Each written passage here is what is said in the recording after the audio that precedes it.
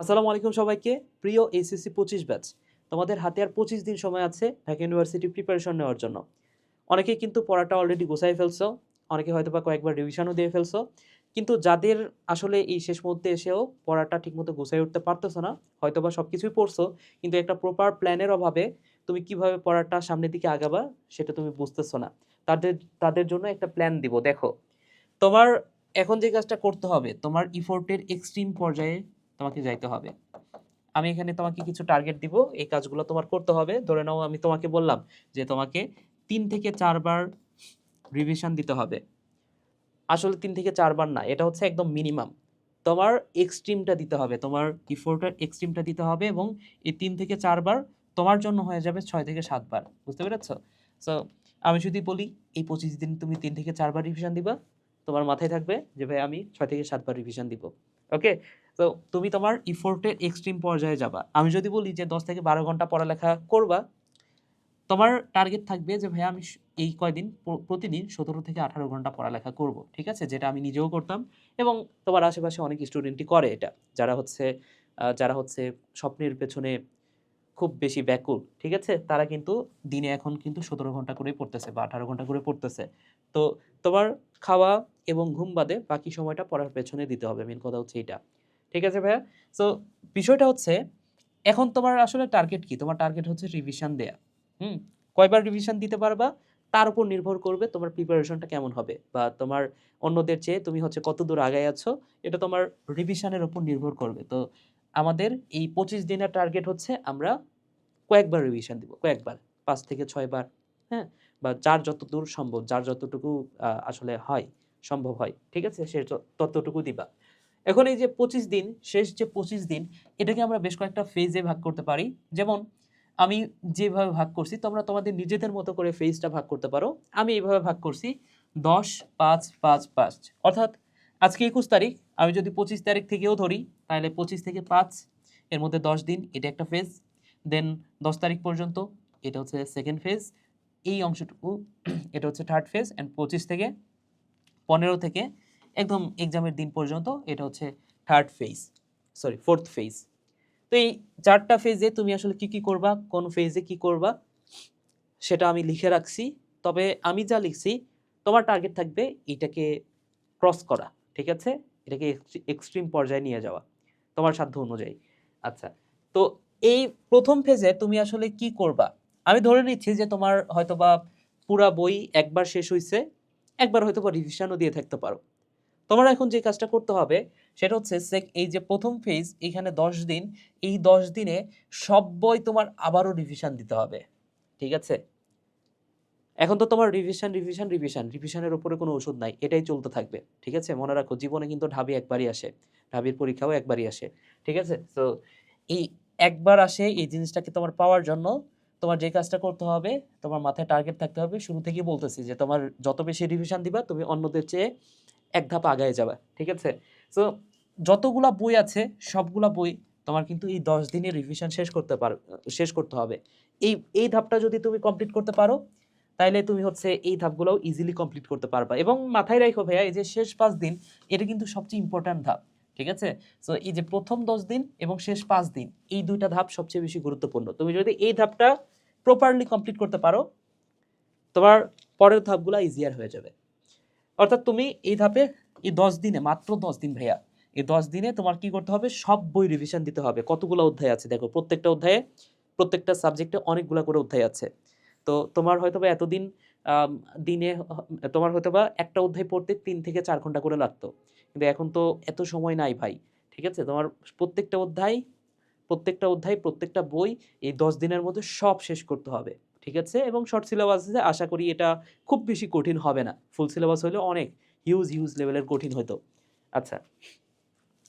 দেন এটা অনেকেই ইজিলি পার করে ফেলতে পারবা। যারা হচ্ছে এতদিন খুব ভালোমতো পড়ালেখা করছো, যারা অলরেডি ২-৩ বার রিভিশন দিয়ে ফেলছো, তারা ইজিলি এই ধাপটা পার করে ফেলতে পারবা। ঠিক আছে? এটা কোনো প্যারাই না। আচ্ছা, দেন তোমার যে কাজটা করতে হবে, কোশ্চেন ব্যাংক সলভ করবা। তবে এটা হচ্ছে অল ভার্সিটি, অল ইউনিভার্সিটি। তোমরা এখন যে অনেকেই যে কাজটা করো যে শুধুমাত্র ঢাকা ইউনিভার্সিটির কোশ্চেনটা সলভ করো। হ্যাঁ, ঢাকা ইউনিভার্সিটির কোশ্চেনটা সলভ করতে হবে। কিন্তু পাশাপাশি অন্যান্য ভার্সিটিকেও গুরুত্ব দিতে হবে। অন্যান্য ভার্সিটি যেমন আরইউ, জেইউ এর কোশ্চিনটা অনেক সময় মানে স্ট্যান্ডার্ড কোশ্চিনগুলো নিবা জেইউ এর, কারণ জেইউ এর বেশ কিছু কোশ্চিন আসে যেগুলা ঢাকা ইউনিভার্সিটি স্ট্যান্ডার্ড হয় না, ঠিক আছে? তো তুমি হচ্ছে আর ইউ, জেইউ, এগ্রি, হুম, তারপর হচ্ছে জগন্নাথ, ইউনিভার্সিটি বা জিএসটি একটা ভালো অপশন। সো এই জিএসটি এগুলোর কোশ্চিনগুলো তোমার অবশ্যই সলভ করে রাখতে হবে, ঠিক আছে? সো অল ইউনিভার্সিটির কোশ্চিন তুমি সলভ করবা। দেন এই সময়টাতে তোমার যে কাজটা করতে হবে, এক্সাম দিতে হবে। এখন যেহেতু তোমার এখানে পড়ার চাপটা অনেক বেশি, হয়তোবা তোমার এর আগে একবারও রিভিশন হয় নাই, তো তোমার যে কাজটা করতে হবে, এক্সামটা তুমি তুলনামূলক একটু কম মার্কের দিতে পারো। তুমি হয়তো 15 থেকে 20 মার্কের, প্রত্যেকটা অধ্যায়ের 15 থেকে 20 মার্কের এক্সাম দিতে পারো। এক্সামে কোনো সময় নষ্ট করার দরকার নাই। তুমি যে কাজটা করবা সিম্পলি যে কোনো একটা অধ্যায় শেষ করলা, জাস্ট তুমি হচ্ছে 5 মিনিটে একটা এক্সাম দিয়ে ফেলো এবং মার্কিংও ওই 5 মিনিটের মধ্যে করে ফেলো, ঠিক আছে? কেন 5 মিনিটে? 5 মিনিটে হচ্ছে 20টা কোশ্চিন তোমার করতে হবে, তোমার স্পিডটা বাড়াইতে হবে, ঠিক আছে? ভুল গেলে যাক না, ভুল নিয়ে তুমি হতাশ হওয়ার দরকার নাই, ঠিক আছে? এই 25 দিনে একটা সিঙ্গেল মোমেন্টে তুমি হতাশার মধ্যে যাতে না পড়ো, এই দিকটাতে লক্ষ্য রাখবে, ঠিক আছে? তো তোমার যে কাজটা করতে হবে, তুমি 5 মিনিটে যে কোনো একটা অধ্যায় শেষ করলা, দেন 5 মিনিটে তুমি হচ্ছে 15 থেকে 20 মার্কের একটা এক্সাম দিয়ে নাও, ঠিক আছে? আচ্ছা, দেন হচ্ছে আসে ফেজ 2। আচ্ছা, এটা তো আমি বলছি এটা জাস্ট বেস লেভেলের। তোমার কাজ হচ্ছে এইটাকে ছাড়ায় যাওয়া। আমি যেই কথাটা বললাম এটার এক্সট্রিম পর্যায়ে নিয়ে যাওয়া।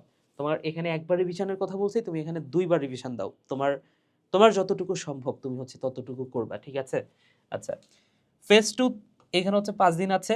সো 5 দিনে তোমার কাজ হচ্ছে আবারও রিভিশন দেওয়া। প্রত্যেকটা ফেজে রিভিশন চলবে। সো এখানে দেখো সব বই তুমি একবার রিভিশন দিয়ে ফেলছো। এখন তো আর সময় লাগবে না। এখন তোমার সময়টা অর্ধেক লাগবে। সো তোমার হচ্ছে 5 দিনে রিভিশন দিয়ে ফেলতে পারবা। হ্যাঁ, এবং দিতে হবেই। ঠিক আছে? আগে তুমি কি করতা? আগে হচ্ছে এই 10 দিনে তুমি কি করছো? ধরে নাও যে বায়োলজি ফার্স্ট পেপার একদিনে শেষ করছো। বায়োলজি সেকেন্ড পেপার তুমি হচ্ছে সেকেন্ড দিনে শেষ করছো। কিন্তু এখন তোমার যে কাজটা করতে হবে, বায়োলজি ফার্স্ট প্লাস সেকেন্ড দুইটা একই দিনে শেষ করতে হবে। ঠিক আছে? এইভাবে সবগুলো সাবজেক্টই ফার্স্ট পেপার এবং সেকেন্ড পেপার দুইটা একই দিনে শেষ করতে হবে। আচ্ছা, তাহলে এই ফেজটা ইজিলি তুমি হচ্ছে রিভিশন দিয়ে কমপ্লিট করতে পারবা। দেন এইখানে এসে তোমার হচ্ছে এতদিন ধরে তো ঢাকা ইউনিভার্সিটির কোশ্চিন পড়ছো। ঠিক আছে? পড়া থাকলে তো ভালো। যদি পড়া না থাকে, আবার পড়া থাকলেও তুমি হচ্ছে এই ফেজে এসে ডিউ এর কোশ্চিনটা অ্যানালাইসিস করে আরেকবার পড়ো। কোশ্চিন অ্যানালাইসিস মানে কি? কোশ্চিন অ্যানালাইসিস মানে এটা তুমি বোঝার চেষ্টা করো যে ঢাকা ভার্সিটির কোশ্চিনটা কোথা থেকে হচ্ছে। এটা অলরেডি আশা করি তোমরা করে ফেলছো বা বুঝে ফেলেছো, এই যে এখানেও কোশ্চিন ব্যাংক সলভ যখন করতেছো সব ভার্সিটির, সেখানেও তো ঢাকা ইউনিভার্সিটি ছিল। সেখানেও তুমি বুঝতে পারছো যে ঢাকা ইউনিভার্সিটির কোশ্চিনটা কোন টপিকগুলো থেকে হচ্ছে, কোন টপিকগুলো পড়লে আসলে তুমি কমন পাবা। সো এই ডিউ এর কোশ্চিন অ্যানালাইসিসটা করবা। ডিউটা আলাদাভাবে আমি করতে বলতেছি। এখানেও তো তোমার রিভিশনের মধ্যেও তো এই কোশ্চিন সলভিংটা থাকে। ঠিক আছে? কিন্তু ডিউটাকে আমি একটু আলাদাভাবে চিন্তা করতেছি। হ্যাঁ, তুমি জাস্ট ডিউর বিষয়টা ভাবো আরকি। আচ্ছা, ডিউ এর কোশ্চিন অ্যানালাইসিস করলা। দেন এইখানে এসে তোমার খেলাটাকে একটু ঘুরায় দিতে হবে। সেটা হচ্ছে কোশ্চিন তুমি এইখানে অধ্যায় ভিত্তিক কোশ্চিন পরীক্ষা দিতা। এখানে তুমি হচ্ছে অধ্যায় ভিত্তিক দিতা। অধ্যায় ভিত্তিক পরীক্ষা দিতা। এখানে এসে তুমি যে কাজটা করতে পারো যে তুমি ৩-৪ টা অধ্যায় মিলে একটা করে এক্সাম দিতে পারো। ঠিক আছে? বা তুমি হচ্ছে একটা অধ্যায়েরই এক্সাম দিলা।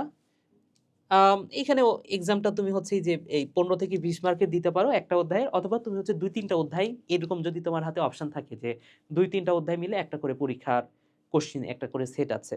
২-৩ টা অধ্যায় মিলায়। সো সেই ক্ষেত্রে তুমি ওই মডিউলটা দিলে সবচেয়ে বেশি বেস্ট হয়। কিন্তু তোমার কাছে যদি ওই টাইপের কোশ্চিন এভেইলেবল না থাকে, তুমি যে কাজটা করবা তুমি হচ্ছে জাস্ট সিঙ্গেল অধ্যায়গুলো এই যে 15 থেকে 20 টা এক্সাম মানে 15 থেকে 20 টা করে এমসিকিউ তুমি হচ্ছে এইখানেও তুমি দিতে পারো। ঠিক আছে? আচ্ছা। তাহলে দ্বিতীয় ফেজটা তুমি কমপ্লিট করলা। তৃতীয় ফেজে এখানেও 5 দিন সেম কথা। রিভিশন তো তোমার দিতেই হবে। তুমি এক্সট্রিম পর্যায়ে গিয়ে 2 বারও রিভিশন দিয়ে ফেলতে পারবা। আচ্ছা, দেন ইম্পোর্টেন্ট টপিক মার্ক বলতে কি বোঝাচ্ছি দেখো, তোমার ফেজ 3 এর পরে কিন্তু ফেজ 4 এবং এটা কিন্তু সবচেয়ে বেশি গুরুত্বপূর্ণ। এখন এই ফেজ 4 এ গিয়ে তুমি আসলে সবকিছু পড়তে পারবা না। কেন পারবা না? কারণ এই সময়টাতে তোমার অনেক বেশি স্ট্রেস কাজ করে এবং তুমি যদি এই সময়টাতে স্ট্রেস ফ্রি থাকতে চাও, সেক্ষেত্রে তোমার আসলে সব পড়া যাবে না। সবকিছু পড়তে পারবা না এই শেষ 5 দিন। এটা নিয়ে আমি কথা বলব। তো যেহেতু এইখানে তোমার যেহেতু স্ট্রেসটা রিমুভ করতে হবে, স্ট্রেসটা কমাইতে হবে, এ কারণে তুমি হচ্ছে এই ফেজে ইম্পোর্টেন্ট টপিকগুলো মার্ক করো রিভিশন দেওয়ার সময়। ইম্পর্ট্যান্ট টপিকগুলো মার্ক করো, যে টপিকগুলা শুধুমাত্র এই টপিকগুলোই তুমি হচ্ছে এই ফেজ 3 তে পড়বা, ঠিক আছে? অর্থাৎ ঢাকা ইউনিভার্সিটির জন্য যে টপিকগুলা গুরুত্বপূর্ণ তুমি সেই টপিকগুলা মার্ক করে রাখো, এবং ফেজ 4 এ, আচ্ছা ফেজ 3 হয়ে গেছে, এটা হচ্ছে ফেজ 4। ফেজ 4 এ তুমি শুধুমাত্র এই মার্ক করা টপিকগুলাই তুমি পড়বা, ঠিক আছে? দেন তোমার হচ্ছে মডেল এক্সাম দিতে হবে, এটা হচ্ছে 100 মার্কের হবে, 100 মার্ক। হ্যাঁ, এখন এটা হচ্ছে পেপার ফাইনাল, ঠিক আছে? এটা হচ্ছে পেপার ফাইনাল। তুমি হচ্ছে প্রতিদিন একটা বা দুইটা করে দিতে পারো পেপার ফাইনাল, এবং এই 100 মার্ক এক্সাম দেওয়ার মাধ্যমে তুমি হচ্ছে যাচাই করতে পারবা যে তোমার আসলে পজিশনটা কেমন আসতেছে, হ্যাঁ, বা তুমি আসলে প্রিপেয়ার্ড কিনা। হ্যাঁ, এই 100 মার্কের এক্সাম তুমি আগেও দিতে পারো, কোনো প্যারা নেই, ঠিক আছে? সো 100 মার্কের এক্সামের মাধ্যমে তুমি নিজের প্রস্তুতিটা যাচাই করো। এখন যদি বিষয়টা এমন হয় যে 100 মার্কের মধ্যে তুমি 90 পাচ্ছ, 95 পাচ্ছ, সেক্ষেত্রে তো তোমার কনফিডেন্টটা গ্রো করবে। কিন্তু ধরে নাও যে তুমি 70 পাইছো, হ্যাঁ, বা 60 পাইছো, একটা কথা মাথায় রাখবা, এটা নিয়ে বিন্দু পরিমাণ হতাশ হওয়া যাবে না। হ্যাঁ, আমার অনেক এক্সাম আছে যেগুলোতে আমি 50-60 করেও পাইছি, মডেল এক্সামগুলোতে একদম শেষ টাইমে। তো হতাশ হয়েছিলামও কিছুটা, পরবর্তীতে একটু মোটিভেট নিজেকেই করছি যে এটা তো আমার আসল এক্সাম না। তো তোমার এখন থেকে মাথায় রাখতে হবে এই সময়টাতে, এই শেষের 10 দিন, 5 দিন, 7 দিন, এই সময়টাতে অনেক বেশি স্ট্রেস কাজ করে। একবার যদি তুমি স্ট্রেসের মধ্যে চলে যাও, একবার যদি তুমি হতাশ হয়ে যাও, তোমার, আর তুমি যদি সেখান থেকে ফিরে না আসতে পারো দ্রুত, তুমি কিন্তু আসলে চান্স পাবা না কোথাও, ঠিক আছে? সো তুমি এখানে 70 পাও, 60 পাও, 50 পাও, এইখানে কোনো প্যারা নিবা না, হ্যাঁ। এবং এই মডেল এক্সামের সাথে এখানে একটা নতুন কথা অ্যাড করছি, দেখো, যেটা আগের গুলাতে ছিল না, সেটা হচ্ছে মেন্টাল রেডিনেস। হ্যাঁ, অর্থাৎ মানসিক প্রস্তুতি। তুমি, তোমার সামনে এক্সাম, তুমি মানসিকভাবে প্রস্তুত হতে থাকো এখন, ঠিক আছে? তোমার মানসিক প্রস্তুতি দরকার। হ্যাঁ, তুমি স্ট্রেস ফ্রি থাকার চেষ্টা করো। তুমি তোমার ব্রেনকে এটা ইনপুট দাও যে আমি এতদিন ধরে পড়ছি, আমার ইনশাল্লাহ চান্স হবে, আমি ইনশাল্লাহ চান্স পাবো, ঠিক আছে? তুমি ব্রেনকে এটা ইনপুট দিতে থাকো এখন থেকেই। আচ্ছা, দেন ফেজ 4, যেটা সবচেয়ে বেশি গুরুত্বপূর্ণ, সেটা হচ্ছে মেন্টাল রেডিনেস। এই সময়টাতে থাকতে হবে, অর্থাৎ মানসিকভাবে তোমার প্রস্তুত থাকতে হবে, যেটা ওখানেও ছিল। এই সময়টাতে তোমাকে অনেকে ডাইভার্ট করে ফেলবে। যেমন মেডিকেলের সময় আমাকে খুব আপন একটা মানুষ আমাকে ডাইভার্ট করে ফেলছিল, যে বেশি দাগাইলে হয়তোবা চান্স ভুল হওয়ার সম্ভাবনা বেশি থাকে, এ কারণে কম কম দাগাইতে হবে। দেন মেডিকেলে আমি কম দাগে আসি, ফলশ্রুতিতে কিন্তু আমি মেডিকেলের চান্সটা পাই নাই, ঠিক আছে? সো এই বিষয়টি একটু মাথায় রেখো। আমি সারা জীবন ধরে ভেবে আসছি, যে আমি সবসময় ধরে ভেবে আসছি যে আমি 90+ দাগাবো, ঠিক আছে? কিন্তু ওই পরীক্ষার আগের দিন গিয়ে আমি হচ্ছে প্ল্যান করছি যে না, আমি হচ্ছে সবগুলা দাগাবো না, বা 90+ দাগাবো না, আমি একটু কম দাগাবো। হ্যাঁ? সো এই টাইপের বিষয়গুলা তোমাকে হচ্ছে তোমাকে হচ্ছে কি বলবো? তোমাকে হচ্ছে, তুমি যে ভাবনাটা এতদিন ধরে ভেবে রাখছো, বা এখনই তুমি ভেবে নাও যে তুমি আসলে পরীক্ষায় কয়টা দাগাবা বা কি করবা। ঢাকা ইউনিভার্সিটির পরীক্ষা যেহেতু তোমার আসলে অবশ্যই 60টা এমসিকিউ না, তো তুমি চেষ্টা করবা যে 55+ দাগাইতে, ঠিক আছে? কারণ এখানে আবার কিছু বিষয় আছে, তোমার আবার রিটেন খাতা দেখার কিছু বিষয় আছে, তোমার 45+ মার্ক পাইতে হয় এই জায়গাটাতে 60-এর মধ্যে, ঠিক আছে? তো তুমি যদি কম দাগাও, সেই ক্ষেত্রে তো তোমার এমনিতেই মার্কটা কম চলে আসবে, বা তোমার হচ্ছে রিটেন খাতায় দেখা হবে না, ঠিক আছে? তো তুমি চেষ্টা করবা 55+, দুই একটা যদি না পারো, সেই দুই একটা বাদ দিয়ে বাকি সবগুলা দাগানোর চেষ্টা করবা এখানে।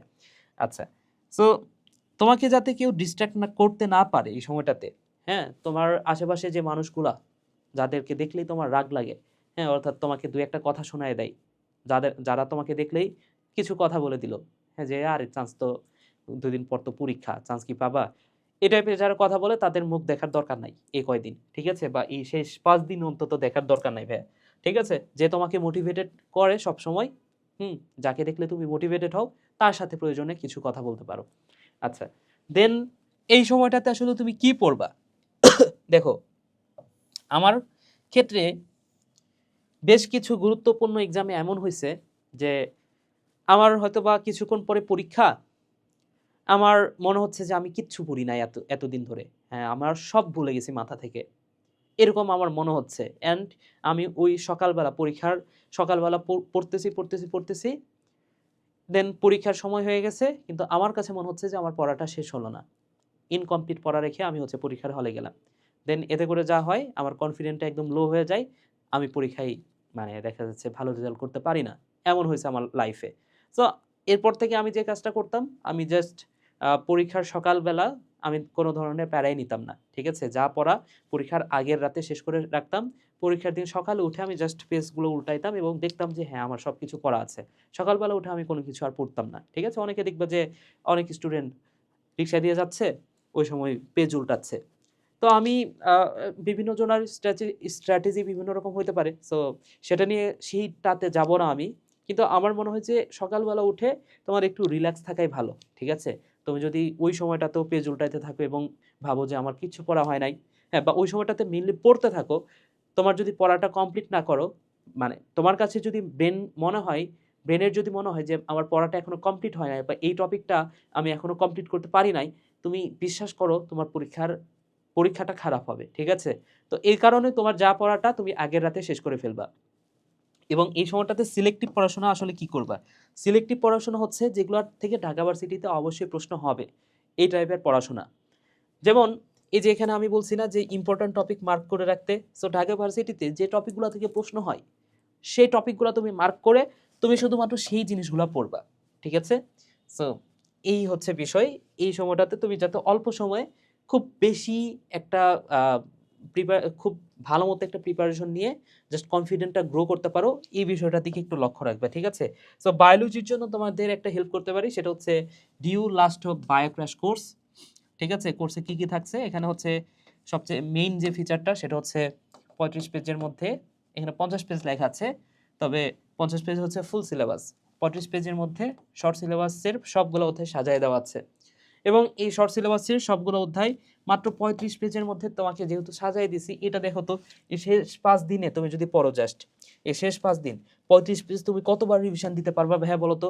এই ৩৫ পেজ যদি তুমি মুখস্থ করে যাও, এখান থেকে যেহেতু ঢাকা ভার্সিটিতে বিগত বছরে কোশ্চিন হয়েছে, সো এখান থেকে তুমি কি সবচেয়ে বেশি বেনিফিটেড হবা না বলো তো? এখান থেকে তো বেশিরভাগ কমন পড়বে ইনশাল্লাহ, তাই না? সো এখানে জাস্ট একটা কথা বলে দিই, সেটা হচ্ছে লাস্ট হোপ 100 এই কুপনটা ইউজ করলে তুমি ১০০ টাকার ডিসকাউন্ট পাবা। ঠিক আছে? সো অফার সীমিত ২৫ তারিখ পর্যন্ত অফারটা থাকবে, তারপরে কিন্তু আর তুমি পাবা না। ওকে, সো এই হচ্ছে সিলেক্টিভ পড়াশোনা। দেন আরেকটা বিষয় সেটা হচ্ছে স্ট্যাবিলিটি। ওই যে কথাটা বললাম যে এই সময়টাতে তোমাকে যাতে কেউ কোনো ধরনের ডিস্ট্রাকশন ক্রিয়েট করতে না পারে, অন্যের কথা দ্বারা তুমি যাতে প্রভাবিত না হয়, এই বিষয়টা মাথায় রাখো। ঠিক আছে? অন্যের কথা অনেক বেশি প্রভাবিত করতে পারে তোমাকে। তো স্ট্যাবিলিটিটা ধরে রাখো নিজের। দেন নো এক্সাম। দেখো এখানে সবাই ভুল করে। অনেকে কি করে জানো? পরীক্ষার দিন সকালে উইঠা এক্সাম দেয়। বা পরীক্ষার একদিন আগে এক্সাম দিচ্ছে। দিয়ে এক্সামে হয়তোবা একটু খারাপ মার্ক চলে আসলো কোনো কারণে, সে হতাশ হয়ে গেল যে আমার তো চান্স হবেই না। তো আমি যেটা বলবো, শেষ ৫ দিনে বা শেষ ৩ দিনে তুমি আর কোনো এক্সামই দিও না। আর যদি দিতেই হয়, এমন এক্সাম দাও যেই এক্সামগুলা তুমি আগেই দিয়ে আসছো। হ্যাঁ? যাতে তুমি হচ্ছে সবগুলা কোয়েশ্চেন পারো এবং তুমি নিজের ব্রেইনকে ফিল করাইতে পারো, হ্যাঁ, আমি সবগুলা কোয়েশ্চেন পারি। ঠিক আছে? সো এই বিষয়টা মাথায় রেখো যে হয় এক্সামই দিও না অথবা এমন কোয়েশ্চেনে এক্সাম দাও যেই কোয়েশ্চেনগুলাতে তুমি এর আগেও এক্সাম দিছো এবং ওই কোয়েশ্চেনগুলা যাতে তোমার জানাই থাকে সবগুলা। ওকে ভাইয়া? সো এই বিষয়গুলো একটু ফলো কইরো। হ্যাঁ, এই ২৫ দিনে এই জিনিসগুলো একটু রুলগুলা মেনে চইলো এবং আমি বলছি তো এক্সট্রিম পর্যায়ে যাও তোমার নিজের।